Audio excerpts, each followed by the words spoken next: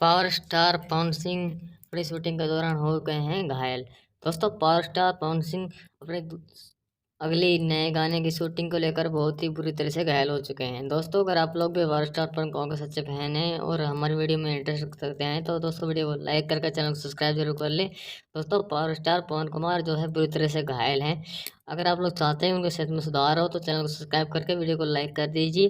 दोस्तों, पूरी खबर की पूरी सच्चाई देंगे, उससे पहले वीडियो में आप पूरी साथ हमारे साथ बने रहिए। दोस्तों, पावर स्टार पवन सिंह जो है पूरी तरह से घायल हो चुके हैं। उनके गाने की शूटिंग के दौरान जो है एक सीन था जिसके अंदर पवन सिंह ने कहा कि वो ये स्टंट जो है खुद करेंगे और स्टंट करने के चक्कर में वो जो है बुरी तरह से घायल हो चुके हैं। दोस्तों, पावर स्टार पवन सिंह इन दिनों यानी कि अपनी गाने की शूटिंग के दौरान जो है घायल हो गए हैं और वो आईसीयू के अंदर हैं। दोस्तों, अगर आप लोग चाहते हैं कि पवन सिंह की सेहत में जल्दी सुधार हो तो आप लोग भी वीडियो को लाइक करके चैनल को सब्सक्राइब जरूर कर ले और हमारे साथ वीडियो में बने रहिए। दोस्तों, वीडियो के लास्ट में हम बताएंगे कि पवन स्टार जो है पवन सिंह कहाँ पे एडमिट है।